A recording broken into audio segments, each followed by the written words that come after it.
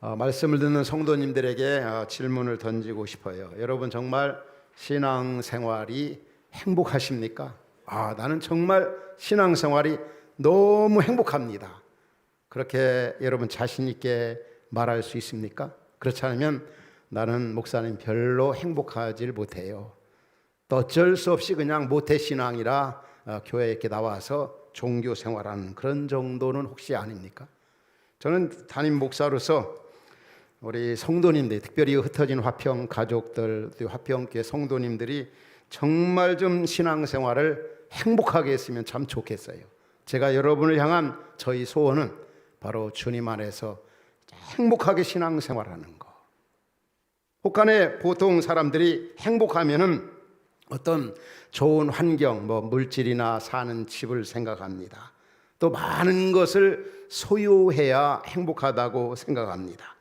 또 명예나 권세 혹은 높은 지위에 있으면 행복하다 이렇게들 생각하잖아요. 또 1년 6개월 이상 이제 코로나가 계속되면서 이제 풀어지면은 이제 후반기부터는 해외여행도 할 수 있겠다. 관광을 하고 여행을 하면 행복할 것이다. 이렇게 생각하기도 합니다. 더 나아가 보면은 공부를 좀 많이 해서 학박사가 되고 그러면 행복할 것이다. 물론 그럴 수도 있습니다. 또 그런 행복들이 잠깐일 수 있습니다. 또 모두가 다 그렇게 그런 것들을 누리거나 소유할 수가 있는 게 아닙니다. 가령 우리가 생각하는 어떤 많은 물질이나 어떤 명예라든지 어떤 이런 세상적인 어떤 쾌락이라든지 이런 것들은 어떤 면에 보면은 다 누리지 못하는 겁니다. 그럼에도 불구하고 그렇게 누리는 사람들을 보면 행복하냐? 결코 그렇지가 않다는 거죠. 우리가 아는 바대로 가진 사람보다 갖지 않은 사람들이 더 오히려 행복의 지수가 높은 것을 많이 발견합니다. 선진국보다는 후진국이 더 행복의 지수가 높고 또 선진국들이 잘 사는 나라들이 자살률이 높다는 걸 우리가 많이 알고 있습니다. 그렇다면 정말 행복이 어디 있는가? 어떤 사람이 행복하단 말인가? 오늘 본문 보면은 다른 관점에서 다른 방향에서 우리에게 행복을 논하고 있습니다. 우리가 잘 아는 이 시편 150편으로 되어 있는데 저 서두에 벌써 행복한 사람이 어떤 사람인가를 우리에게 말씀해 주고 있지 않습니까? 먼저 1절에 행복한 사람을 이렇게 정의하고 있습니다. 복 있는 사람은 악인의 길을 쫓지 아니하며 죄인들의 길에 서지 아니하며 오만한 자들의 자리에 앉지 아니한 사람이 행복한 사람이로다. 죄를 멀리하고 죄를 피하고 죄와 상관없이 살아가는 사람들이 정말 행복한 사람이다. 죄와 연관해서 행복을 시편의 기자는 논하고 있습니다. 이 문제 해결받는 사람 행복한 사람이다. 2절은 또 그렇게 표현하죠. 여호와의 말씀을 즐거워하며 그 율법을 그 말씀을 주야로 묵상하는 사람이 행복한 사람이다. 하나님 말씀대로 그대로 순종하며 살아가는 사람 행복한 사람이다. 그런데 사실 우리가 이론적으로는 알고 많이 듣고 있지만 이렇게 지켜진다는 게 또 이렇게 산다는 것이 쉽지가 않지 않습니까? 누군 그거 몰라요? 하나님 말씀대로 다 순종하며 사는 거, 그 다음에 죄 좀 안 짓고 사는 거, 살았으면 하는 마음 누구에게나 다 있습니다. 정말 우리가 행복한 사람이 될 수가 있을까? 왜 이 시인 다윗은 행복을 논할 때 이 죄를 연관해서 말씀하고 있는가? 우리가 잘 아는 이 성군 다윗, 그는 누구보다도 참 죄를 많이 지은 사람이에요.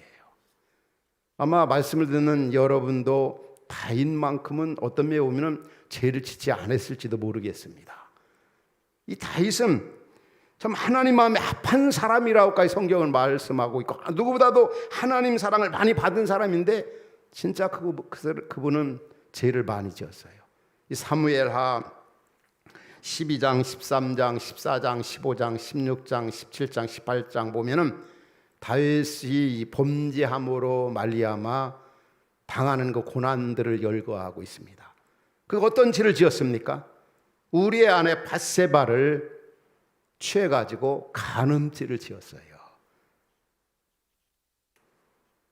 그때가 언제입니까? 간음죄를 지었을 때가. 그 암논이라는 나라와 자기 부하들 이스라엘과 이거 싸움이 치열하게 벌어지는 순간이에요. 그 왕궁에서 지금 부하들은 전쟁터에 나가서 피를 흘리며 싸우고 있는데 왕궁에서 이 우리아의 아내 밧세바를 취해가지고 간음죄를 짓는다니요. 이게 말이나 됩니까? 세상에 이런 나쁜 사람이 어디 있습니까? 그러면서 자기 죄를 은폐시키려고 우리아를 최전방에 또 때로는 휴가도 줘가면서, 그러나 이 우리아는 그것을 거절했습니다. 이 전쟁 중에는 내가 어떻게 휴가를 갖겠느냐. 결국 이제 최전방에 보내가지고 우리아를 죽게 만듭니다.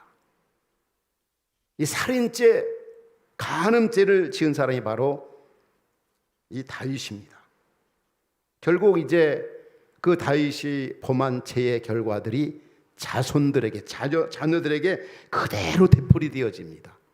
그 다윗의 아들 가운데 암논이 있습니다. 그 암논이 이복 누이 동생 다말과 또 근친 상간해 가지고 아버지가 했던 그런 짓을 똑같이 합니다. 강간하고 이제 간음죄를 지어요. 그러니까 또 그 다윗의 아들 압살롬이 또 어떻게 합니까? 자기의 친동생이 암논한테 강간을 당하니까 또 암논을 죽여버리는 거지요. 그러다가 또 압살롬이 또 어떻게 합니까? 자기 아버지한테 반기를 들어가지고 그 왕의 자리를 차지하려고 합니다. 결과적으로 아버지 다윗은 압살롬에게 쫓겨가지고 맨발로 왕궁을 떠나는 그 비참한 모습이, 여러분 한번 생각해 보세요. 얼마나 그 모습이 처참합니까? 아들에게 쫓겨가지고 맨발로 왕이 맨발로 떠나는 그 모습을 보십시오. 그때 하나님께서는 다윗에게 나단 선자를 보내가지고 죄에 대해서 책망을 합니다. 그 사실을 깨닫고 나서 하나님 앞에 통해 자복한 그 성경이 시편 가운데 시편 51편입니다. 우리가 잘 알죠. 다윗의 회개시, 다윗이 우리의 아내 밧세바를 취한 이후 나단 선자의 책망을 듣고 하나님 앞에 회개하는 내용이 나옵니다. 시편 51편에 보면은 하나님이여 주의 인자를 따라 내게 은혜를 베푸시며 주의 많은 긍휼을 따라 내 죄악을 지워 주소서. 나의 죄악을 맑게 씻으시며 나의 죄를 깨끗이 지하소서. 그러면서 계속 성경을 보면은 여호와의 목전에서 내가 악을 행했습니다. 주여 나에게 성령을 거둬가지 마소서.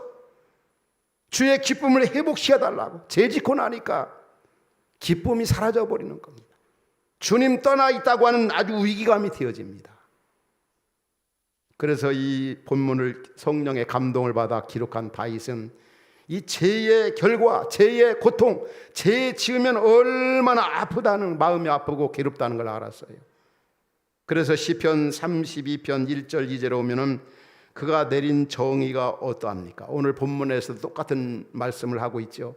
허물의 사함을 받고 자신의 죄가 가려진 자는 복이 있도다. 2절 다 같이 한번 읽겠습니다. 2절 마음에 간사함이 없고 여호와께 정죄를 당하지 아니하는 자는 복이 있도다. 한마디로 말하면 어떤 사람이 가장 행복한 사람이냐?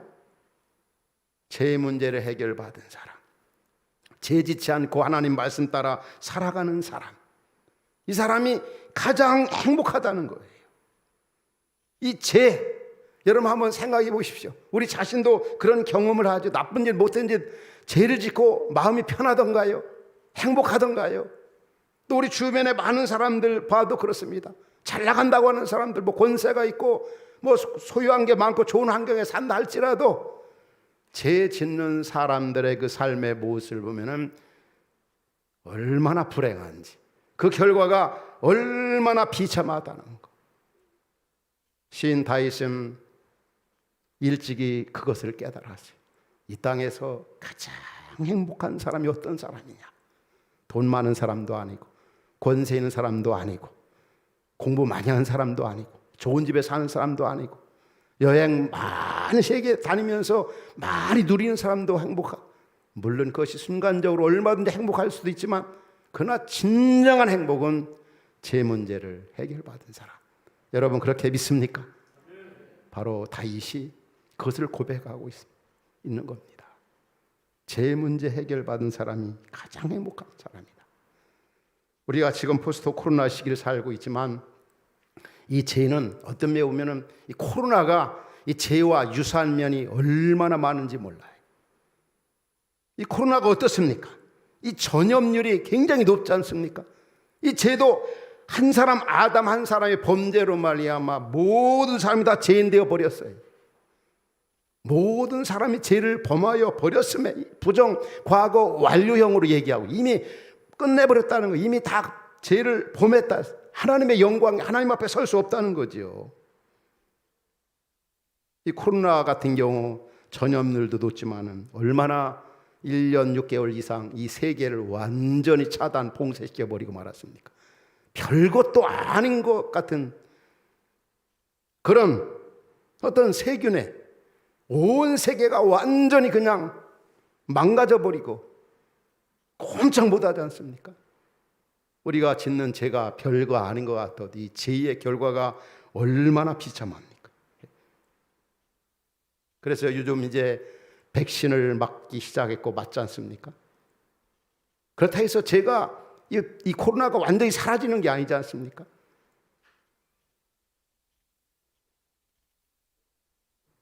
제 문제 해결 받은 사람, 제 문제 해결하지 않고서는 행복할 수가 없고 행복한 사람이 없다고 하는 것.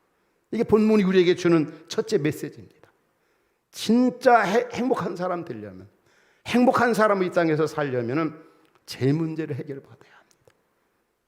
두 번째는 어떤 사람이 행복한 사람이냐? 이 죽음 문제를 해결한 사람, 죽음 문제.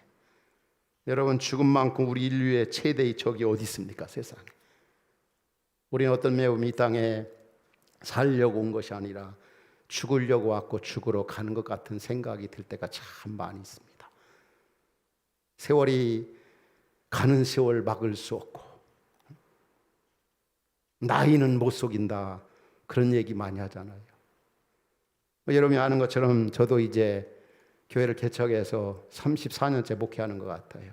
수많은 많은 분들, 참 귀한 분들 많이 만나고, 또 때로는 오랜만에 30년 만에 이렇게 만날 때 그 기쁨이 얼마나 큰지 몰라요. 고안학을 같이 하며 이렇게 믿음 생활을 했던 그 많은 식구들. 그런데 어느 때는 정말 막 슬픔이 다가올 때가 있어요. 깜짝 놀라질 때가 있어요. 30년 만에 만나보면은 그 아름다웠던, 뛰어났던 그 외모, 그 모습, 그 팽팽했던 그 얼굴, 그 건강했던 그런 모습들이 어느새 이렇게 사라져 버렸는지. 이게 만나자마자, 아니 왜 이렇게 늙으셨어요? 왜 이렇게 머리가 다 백발이 되셨어요? 이렇게 표현할 수가 없잖아요. 너무 놀라지는, 인생 무상이 막 느껴지는 거죠. 뭐 머리 백발은 말할 것도 없고, 주름진 그 이마, 얼굴, 쭈그러진 그 얼굴, 목, 주름살 진 그 목을 보고, 굽어진 그 허리를 보고, 허리의 모습을 보고, 그럴 때 인생 무상함이 참 많이 느껴집니다. 야, 가는 세월, 나이 막을 수 없고 못 속이는구나. 이번에도 여러분이 아는 것처럼 아들 결혼을 시키면서 오랜만에 많은 친척들을 이렇게 만나고 또 하나님 은혜 중에 이렇게 결혼식을 마쳤습니다만은, 제가 지난 주간에 이제 금요일 날 결혼식이 토요일 있어가지고 이제 설교 준비 미리 마치고, 이제 내일 이제 결혼식 마음적으로 기도하면서 준비해야 되겠다. 그러면서 여러분과 같은 그런 식구들, 믿음의 식구들도 많이 생각이 나고, 특별히 이제 친척들 생각도 되어지고, 또 어르신들 생각도 참 되어지더라. 이런 잔치를 할 때 가장 생각나는 분들이 옛날 어르신들이더라고요. 가만히 이렇게 생각해 보면 이런 순간에 누가 가장 기뻐하실까? 물론 저와 같이 이렇게 고안학을 같이 하며 신앙생활을 했던 여러분과 같은 믿음의 식구들이지만 또 혈연적인 가족들, 부모들 생각도 이렇게 많이 나더라고요. 제가 언젠가도 그 고간호 목사님 그 상을 받을 때 이 나이에 뭐 상 받는 게 그렇게 뭐 큰 의미는 없지 않습니까? 그래도 억지로도 한번 생각해 보는 거죠. 이런 상을 받을 때 이 땅에서 가장 기뻐하실 분은 누굴까 할 때는 역시 부모님, 어머니더라고요. 그때도 잠깐 인생 무상함을 참 느꼈어요. 죽음이라는 게 이런 거구나. 다 이별해 놓은 사랑하는 분들.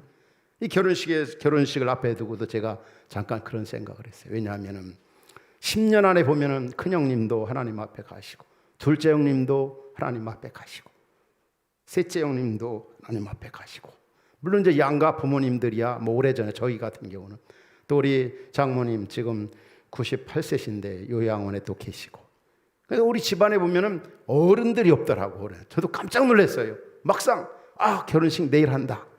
야, 누가 기뻐하실까? 어르신들 생각이 제일 많이 나는데 아무도 없는 거예요. 야, 참 인생 무상하구나. 그래서 제가 이제 퇴근하면서 우리 유성윤 목사님한테 나 아들 결혼식인데 참 인생 무상함이 참 느껴진다. 집안에 어른들이 다 없어진 것 같다.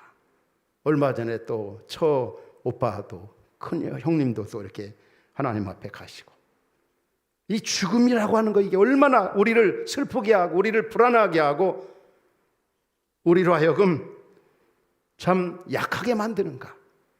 이 죽음이라고 하는 거 이게 해결되어지지 않으면 이거 큰 문제 아닙니까? 우리를 초라하게 하고, 누군가 그런 표현을 했죠. 다른 것은 이 땅에 있는 모든 것 중에 우리의 것, 나의 것은 아무것도 없다. 그러나 이 죽음만큼은 나의 것이고 우리의 것이고 모두의 것이라는 게 참 맞는 것 같아요. 이게 있는 한은 우리가 행복한 사람이 이 땅에서 해결하지 않는 행복하게 살 수 없다는 거. 여러분 그렇지 않습니까? 세월이 가는구나. 그 언젠가 이것을 맞이하게 될 텐데. 그런데 이 죽음이 해결하려면 이 문제가 어디서부터 왔는가, 어떻게 해결을 받아야 되게? 성경은 뭐라고 말씀합니까? 죄로 말미암아 세상에 죽음이 들어왔다. 죄로 말미암아. 그러니까 이 죽음의 근원되는 죄 문제 해결이 우선이잖아요.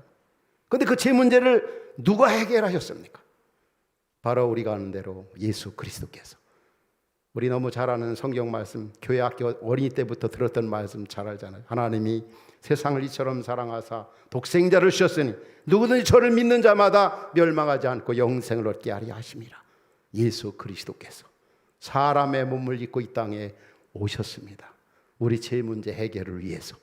그분이 우리의 죄 문제 해결을 위해서 십자가에 고난받고 죽으시고 부활하셨지 않습니까?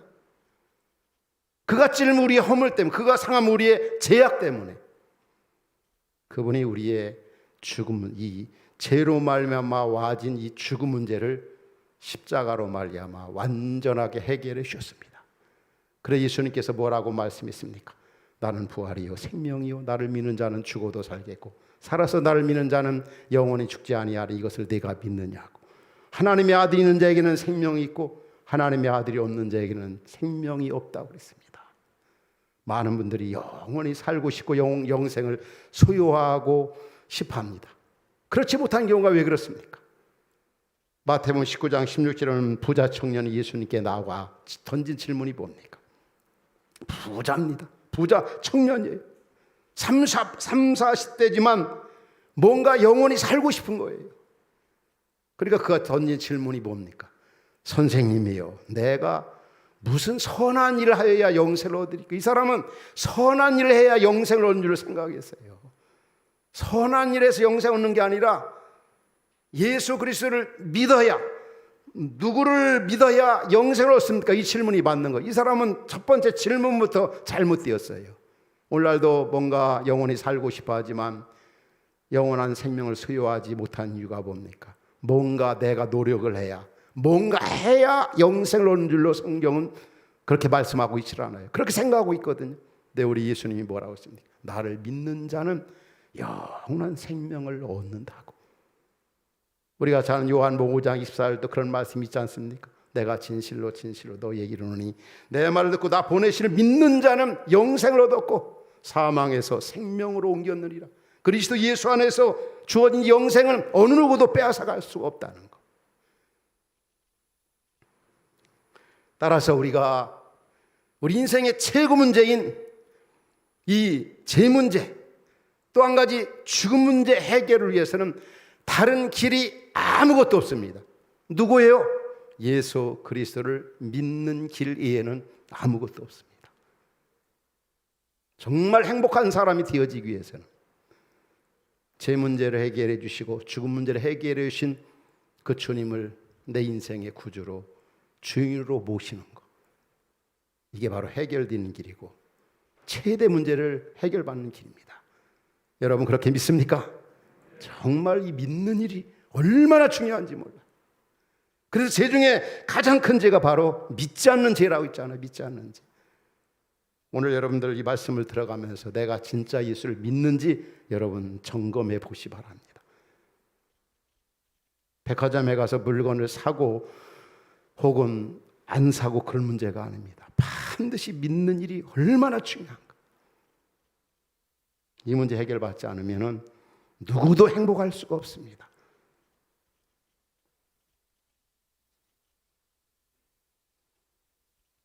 마지막에 또 한 가지가 있습니다. 우리가 행복한 사람을 이 땅에 살려면 무엇보다도 인생의 삶의 문제가 해결돼야 합니다. 인생의 삶의 문제.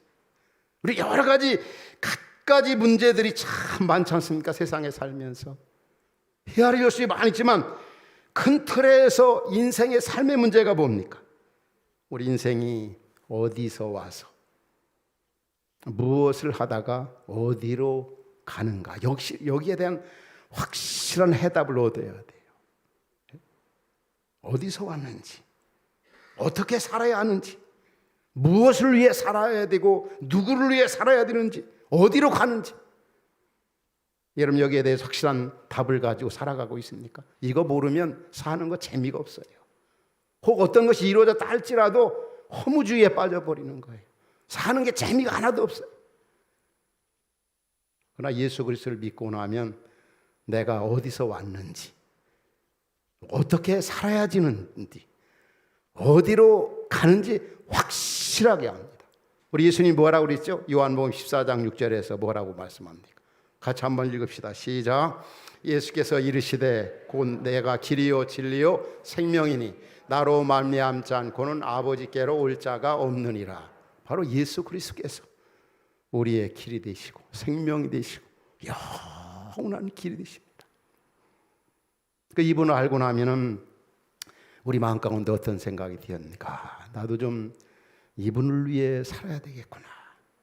남을 위해, 이웃을 위해 살아야 되겠구나. 그런 생각이 저절로 되어지는 게 비정상이 아니라 정상입니다. 여러분 내가 예수를 만났는가 믿는가를 한번 여기에서 여러분 스스로 점검해 봐요.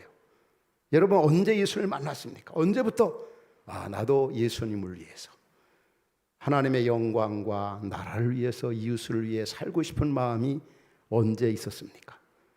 만일에 그런 부분이 전혀 없었다고 한다면 여러분들 아직까지도 예수님을 만나지를 못했습니다. 그건 확실합니다. 왜? 예수를 만났던 사람들은 다 주여 내가 무엇을 아리까? 왜? 인생의 문제가 해결되었기 때문에 내가 왜 살아야 되는지, 어떻게 살아야 되는지, 누구를 위해 살아야 되는지, 어디로 가는지 확실하게. 그래서 우리 모두는 예수 믿는 분들이 가장 큰 복 가운데 내가 왜 사는지, 사는 이유와 목적을 확실하게 발견한 게 바로 우리가 예수 믿는 사람들의 모습이고, 이게 예수 만나 받은 최고의 축복입니다. 저 자신도 이런 은혜를 생각하면 얼마나 감사한지. 우리도 오늘 찬양을 드린 찬양들이 은혜, 은혜, 은혜. 평상시에 당연시 했던 것들이 코로나 시기를 겪으면서 생각하면 다 은혜. 우리 어린 시절부터 지나온 모든 세월 돌이켜보면 다 은혜, 은혜. 나의 어떤 믿음이나 의지하고는 상관하지 아니하고 하나님이 그리스도 예수 안에서 우리를 붙들어 주시고 인도하신 것 생각하면 다 은혜. 그 우리는 참 행복한 거예요. 나는 내가 사는 이유가 확실하고 누구를 위해 살아야 되는지도 확실하고 이 이 위기, 참 불안한 시대를 살고 있잖아요. 근데 우리는 돌아갈 곳이 너무너무 확실합니다. 날 기다리는 우리 주님, 부활의 그 주님, 그 언젠가 만날 그분.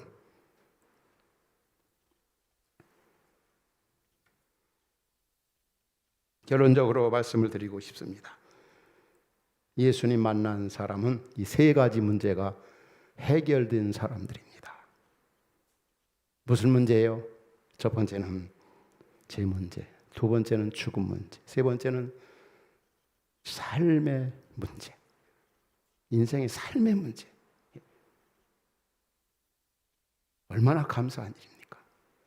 믿는다고 한다면 한번 믿음을 점검해 보십시오. 믿음. 내가 진짜 예수님이 나를 위해 십자가에 고난받고 죽으시고 부활하신 것을 내가 믿는가? 믿는다면, 그분을 만났다면 참 그 은혜와 그 사랑을 너무 감사한 겁니다.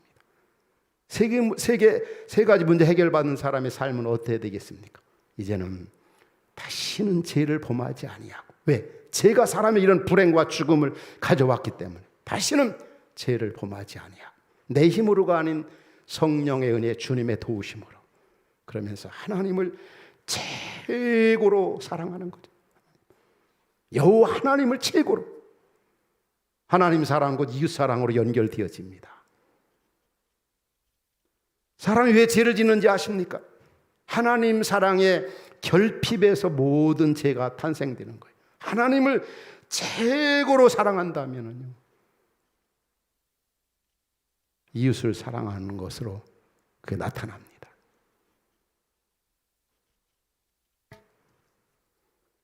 전도서 12장 13절을 읽고 말씀을 마무리하겠습니다. 전도서 12장 13절 뭐라고 말씀합니까? 모든 걸 누려보았고 소유했던 이 전도서 지혜자가 우리에게 준 메시지가, 같이 읽겠습니다. 시작. 이 일의 결국을 다 들었으니 하나님을 경외하고 그의 명령들을 지킬지어다. 이것이 모든 사람의 본분이라. 다 누려봤고 다 소유해봤고 다 가져봤는데 뭐가 의미가, 뭐가 가치가 있고 뭐가 영원한가? 결론은 하나님 최고로 사랑하고 그 말씀대로 순종하며 살아가는 3대 문제 해결받은 사람의 삶의 모습이 이와 같아야 되는 것. 하나님 최고로 사랑하고 그 말씀대로 순종하며 살아가는 것. 오늘 말씀을 듣는 여러분에게 일하는 예가 있기를 주의 이름으로 축원합니다.